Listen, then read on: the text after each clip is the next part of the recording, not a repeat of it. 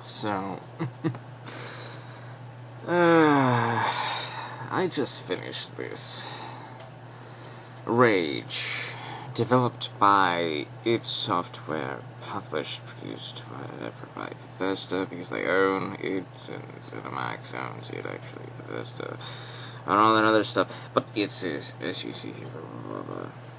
I finished this today. I was expecting a very good finale. I didn't get one. This is not a review. This is a rant files. If I wanted to review this, I wouldn't. I would tell you to go find somebody who did it better than me, because they put a lot more time and effort into the editing and all that other stuff, showing you gameplay and all that other stuff. I'm more talking about a personal player experience, like I've done with the previous two audiocasts, about a video game that I've gone through. This one, Rage, disappointed me on many levels, but it also impressed me on many levels. I have very mixed feelings about this game, and I don't really think it's the game's fault so much so as who's in charge of making its fault, if you will. You start this game in an arc. I don't want to spoil too much of the story, mind you, but you start the game in some sort of arc, some sort of post-apocalyptic wasteland, Mad Max, Borderlands meets Fallout style has happened, and you are from the old world. You were sent into the arc for X reasons. They don't really tell you what or why. I think you're just some sort of soldier.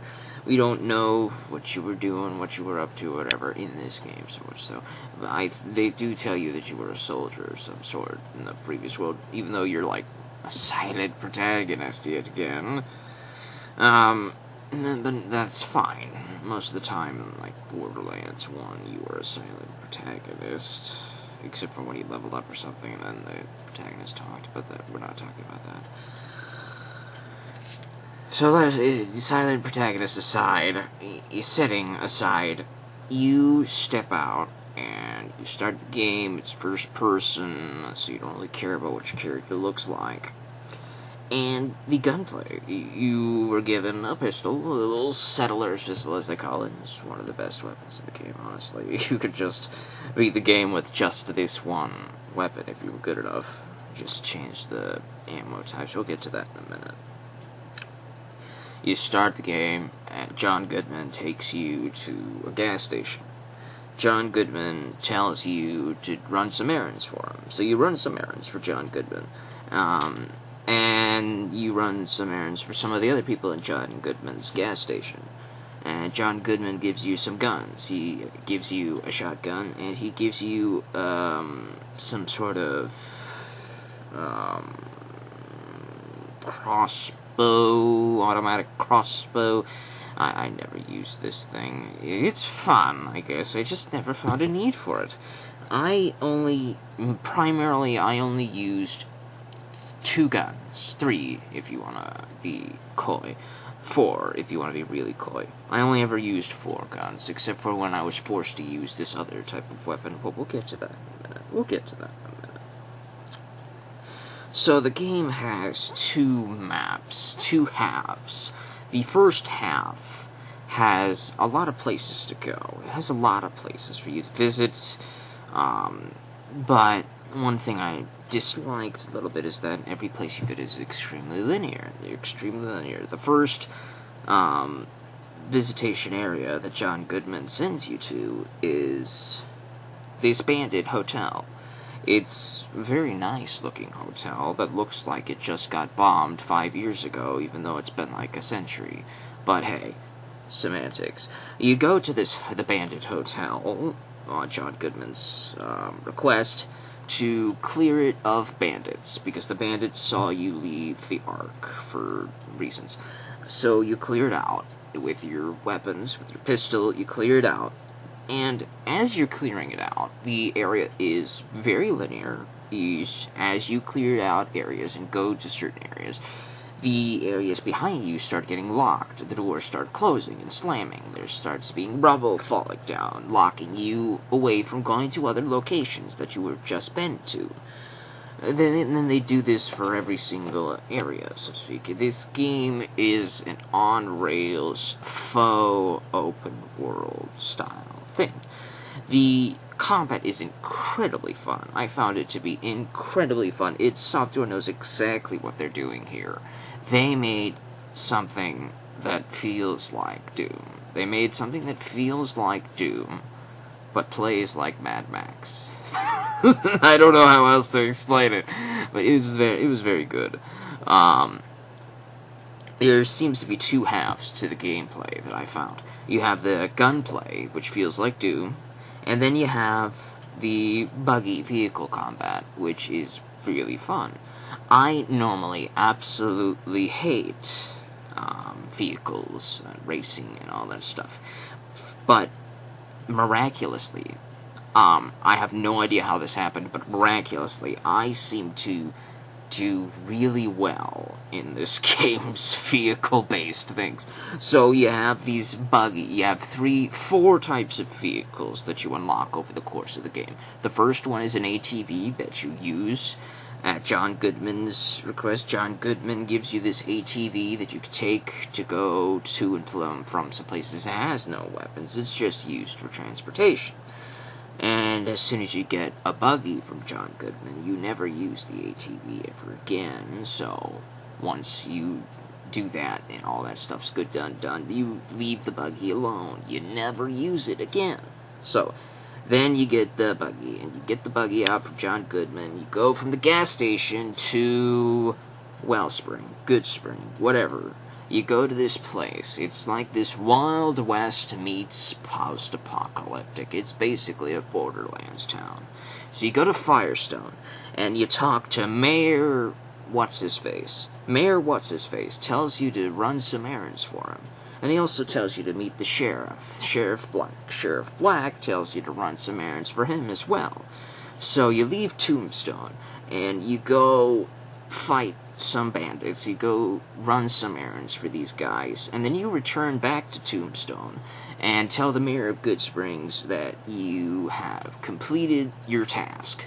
And they say, welcome to Wellsprings. You are now a part of the thing. Now go get a new car, because you're going to need to get this new car to go to the Dead City. So you go to the races. You are now introduced to the races. You could have done it earlier. I did it earlier. So I do this earlier.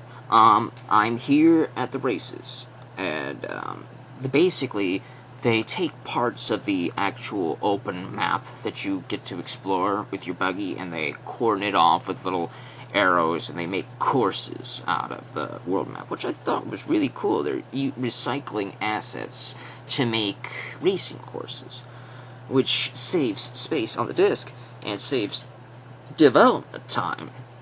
Because they don't have to, create a brand new area for you. They're just reusing an area, reusing assets, and just putting some boundaries to make the illusion of a race course.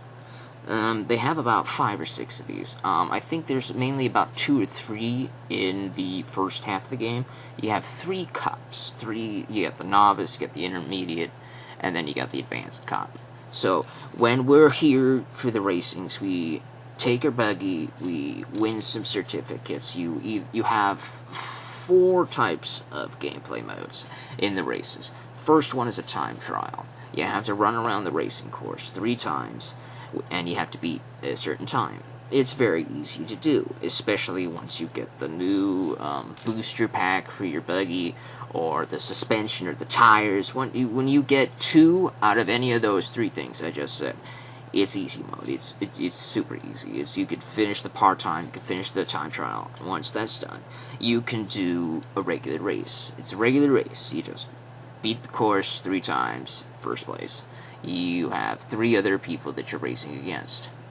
This is actually very fun. This feels like Crash Team Racing meets some sort of Off-Road Fury game or something like that. It was very fun.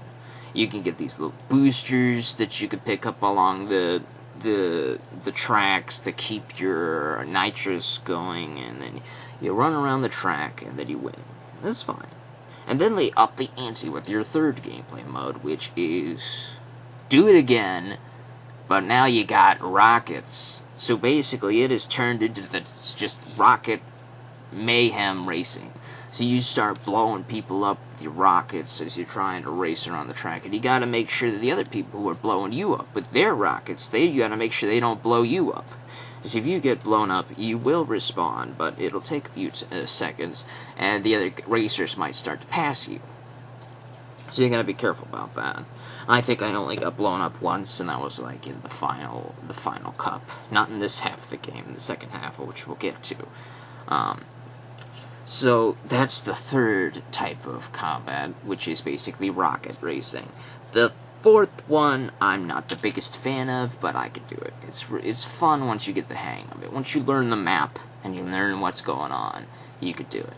I like to call this Destruction Derby mode. The Destruction Derby mode is basically you have these series of little waypoints all along the track, and they're randomly generated. You have to, in this open track, it's not linear, in this open track area, you have to race to the waypoint, and then another one will pop up somewhere else.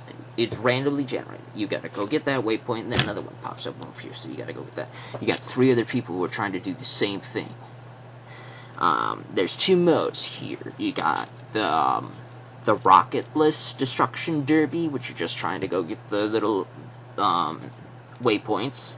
And then there's Rocket Destruction Derby. Rocket Destruction Derby is you're doing the same thing, but you got rockets. You're blowing everybody up. You gotta go get the waypoints, and you win points by blowing other people up with your rockets as well. And as the cups start getting harder and harder and harder, you stop having the incentive to get the waypoints so much as blow the other guys up, because the other guys have better pathfinding than you. They know exactly right where to go to get these waypoints. So you have to just blow them up so that you can get it instead. So you rack up 50 points and then you win. That's it. Those are the gameplay modes of the buggy racings, and I actually found these to be a lot of fun. I hate racing games, honestly. I was fine with Crash Team Racing. I was fine with Mario Kart 64. I was okay with kart racing style games, but I hated regular racing style games. I was just not good at it. But this was really, really fun. This was really fun. I beat every single race. Every single one. There's 5 cups. 3 cups in the first half of the game and 2 cups in the second half of the game. And I beat everything. I did everything. Let's talk about the third car that you can get, though. The third car is basically like this truck that's modified into like this racing car. In the post-apocalyptic wasteland, all the cars got blown the fuck up. But you got a bunch of these other cars that were stuck in these garages. So when the apocalypse happened, a lot of these cars were fine. So we started modifying these cars. We started putting all sorts of different armor pieces, and we turned it into Mad Max cars. These are Mad Max cars now, and they have rocket launchers and miniguns and all these things to go boom and whoosh and bam and pow and all that good shit. So you got the Mad Max car, and the fourth and final one that you get in the second half of the game is the Monarch. The Monarch is the ultimate Mad Max car, and you only do 2 races with it, 2 or 3 races with it in the final cup, in the 5th final cup in the second half of the game, and I was very disappointed with that, because you worked hard to get this final car, this 4th and final vehicle that's uber awesome, and there's nothing you can do with it. And we'll get to that. We're still in the first half of the game, which is the good half. So you get your third car, which is the Caprino, or I call it the Mad Max car. You take the Mad Max to the Dead City. And once you get to the Dead City, this is an amazing looking place. They put some real good effort here, but it's the illusion of effort. It is awesome, but it is the illusion of effort, which is a really interesting type of gameplay developmental technique. Is they make it look massive, but it's actually very small. They make it look, wow, like the visuals. You look at this thing, and this city is massive, and you're like, oh crap, let's explore, but then let's not, because all the sounds and the sound effects and the big beastie that we hear in the background, it's a really cool place. This place is really cool, but it is really linear. It is painfully linear. Your first trip here, you go from the Dead City streets into the Dead City Central, which is a mall, and then the back streets, and then you head into the hospital. And then you go from the hospital into the MRI room to get a MacGuffin. Like, you get a MacGuffin for the mayor of Goodsprings. So you get the MacGuffin. And then you start looking around and you think, wow, this hospital looks like it was taken directly from Dead Space. Is this the Ishimura? There's all sorts of mutations and crap growing on the walls, blood raining down from the ceilings. It looks really horrifying. The sound effects make it feel like a horror game all of a sudden. There's mutants everywhere. It's like a different game mode all in itself, and it was really fun. But here's the disappointing part of the Dead City. Here is a disappointing part of the Dead City. The enemies that you face here are primarily mutants, and their AI pathfinding is just bull rush you. They don't really do anything but bull rush. There's two types: the bull rushing mutant, and the guy who stands from far, who's like the sniper, who's throwing crap at you. So you snipe him and he's dead. You snipe him and he's dead. And then 98% of the other enemies are just bull-rushing mutants that just charge at you. So most of your guns, if you're terrible like me, they're not gonna work. So you gotta use the old southern strategy, pull out the shotgun, and just spray and pray. Just shoot the mutants, and they all go down. I just used the shotgun for every single one of these things, and it started to get boring after a while. It was very interesting, but there's very little variation to the enemies, and their tactics are just to bull rush you. They don't really do much. So there are a few other types of mutants. There's the giant mutant that maybe you see once, who has like a Gatling gun type thing, and he's railing on you, so you gotta hide, and then you gotta shoot his head a bunch of times till he goes down, and while he's railing on you, you got these little tiny mutants bull rushing you at the same time, and it feels like a boss fight, but it's not. It feels like one, but it's not. And then they have this other type of mutant which just spits shit at you. He just spits green shit at you, and then he also bull rushes you. So he's a green spitting shitting bull rusher. So you blow that guy up, it takes a few shotgun shells, and he goes down as well. So you go through the Dead City, which is probably my favorite place in the game, but it's also the most disappointing because it is so damn linear. And it's a one-way linear, so it's an on-rails area, so you don't even get to come back here except once near the end of the first half of the game. You get to come back and you get to explore it one more time, and it's no longer horror, it's just shooty, chitty, chitty, bang, bang, against the Enclave. I mean the Authority, the Enclave. So President Eden has been telling everybody to be in charge and be in charge of everybody again. So they are the authorities in charge of everybody under President Eden, General Cross. And so the authority is this unseen force for most of the half of the game, and they're built to be this really cool, shady organization, and they've been doing crap in the Dead City, and you can see signs of their work, and you see how it all went out of control, and it turned into Dead Space, the hospital on the Ishimura, but it's in the Dead City, and it starts out really cool, and then once you see the authority, they're just military guys. They're just military guys with armor, and they shoot at you with machine guns or pulse guns or stuff. They got these little shields, and sometimes.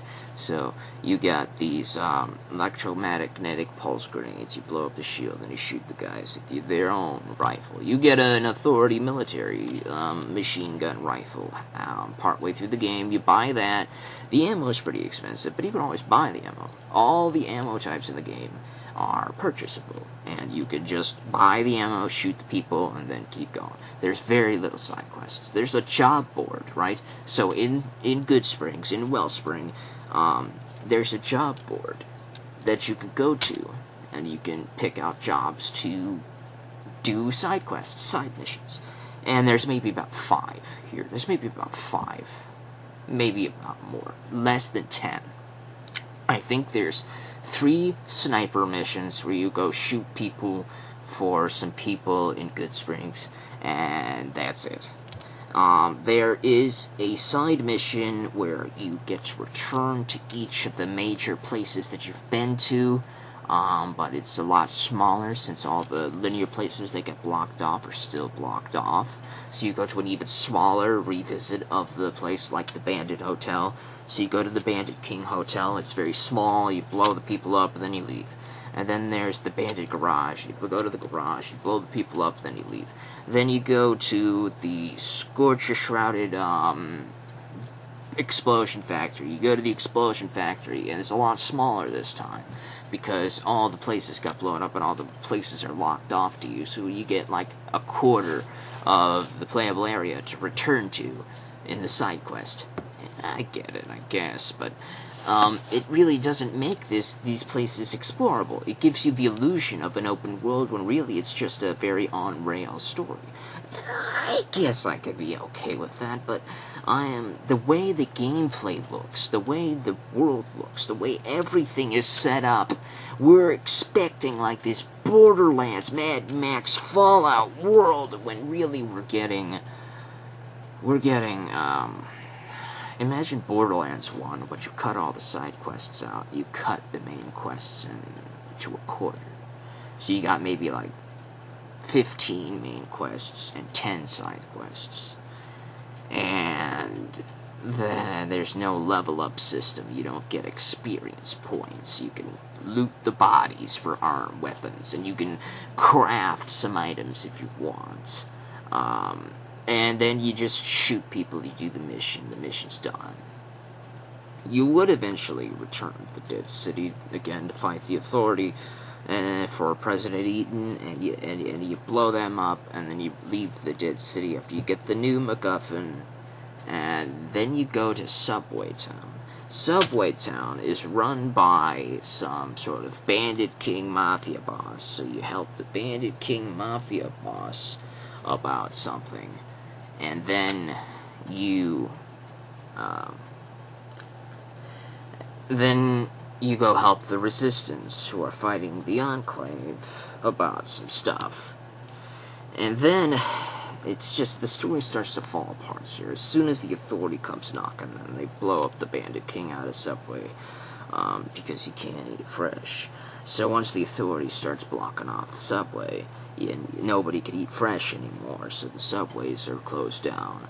We're stuck eating McDonald's. And once you're stuck eating McDonald's, the game just shuts down. There's no more side missions. All the side missions are gone. There's a job board there, but it might as well not exist. There's maybe 2 side quests you can pick out from that thing, and then it's done. It's like it doesn't even need to be there. And then you help the Resistance out for 2 final missions, and then you go to Capital Prime.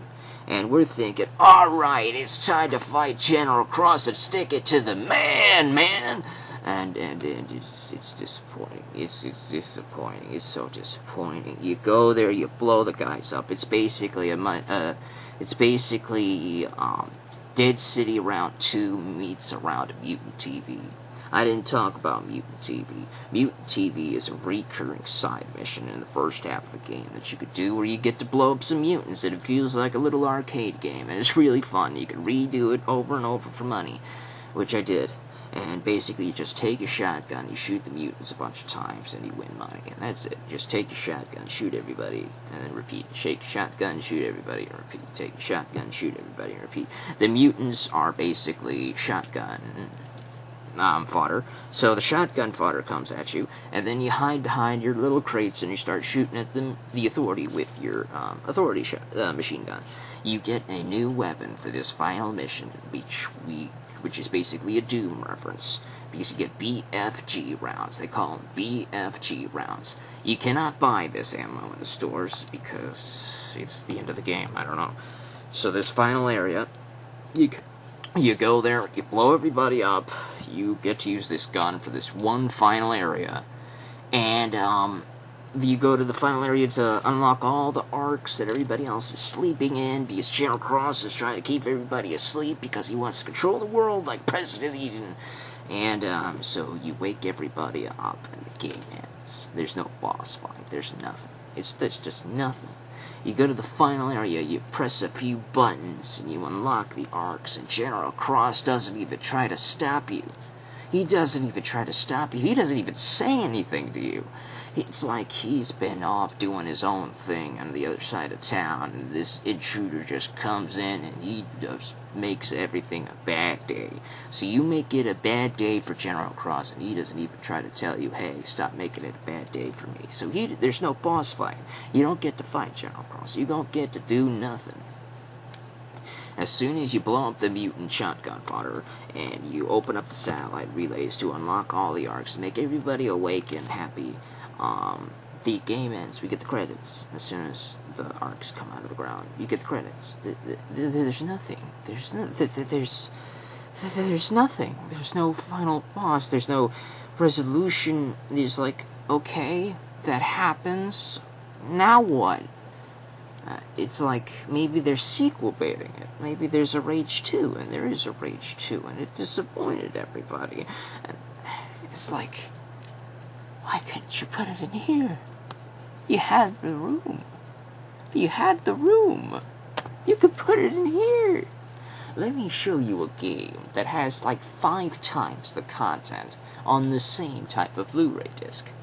And it is probably just as disappointing. Look at that. Fallout 3, Game of the Year Edition. All the downloadable content. It's all on a disc. You don't download the content. You don't add it onto your hard drive. It's just on the disc. There's so much more to do in this game. And it's about the same level of detail, the same level of graphics. Everything is on here. You get to do a lot more in this game than you can in this. And it's Bethesda. Well, Bethesda did this one, and it did this one. I don't know. I guess they didn't give a crap about Rage. Nobody gave a crap about Rage when they were making it. Nobody gave a crap about Rage when they were releasing it. They released an unfinished product that I like.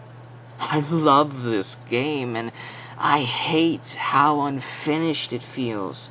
There's so much here that feels like there should be more there, but it's not.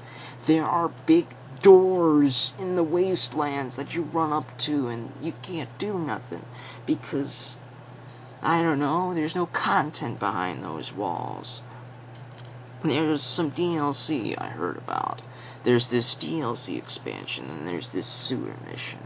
And both are downloadable contents that you gotta pay for. And there's one type of practice in this game that I absolutely hate. At John Goodman's gas station, there's a lot of people that tell you there's some cool stuff in the sewers. A lot of people at John Goodman's gas station tell you to go to the sewers.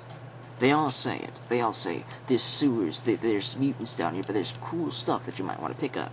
So we go find the sewers next to the Bandit King Hotel. And you try to open the sewer, and it says, halt, DLC, download DLC, pay us money before you go down here. But you're at John Goodman's gas station. Everybody says to go down here, but you can't.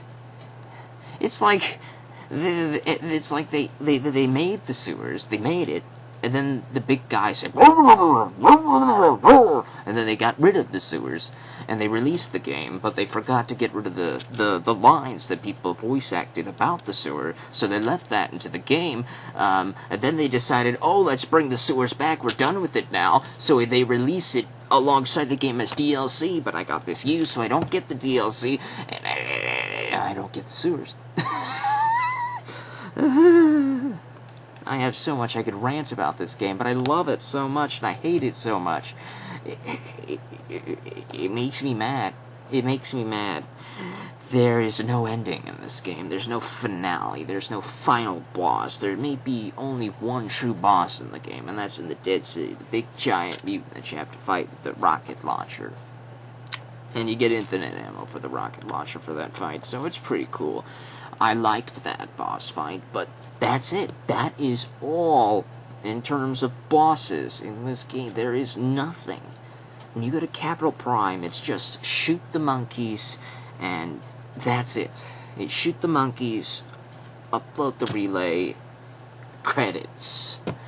And welcome to Rage.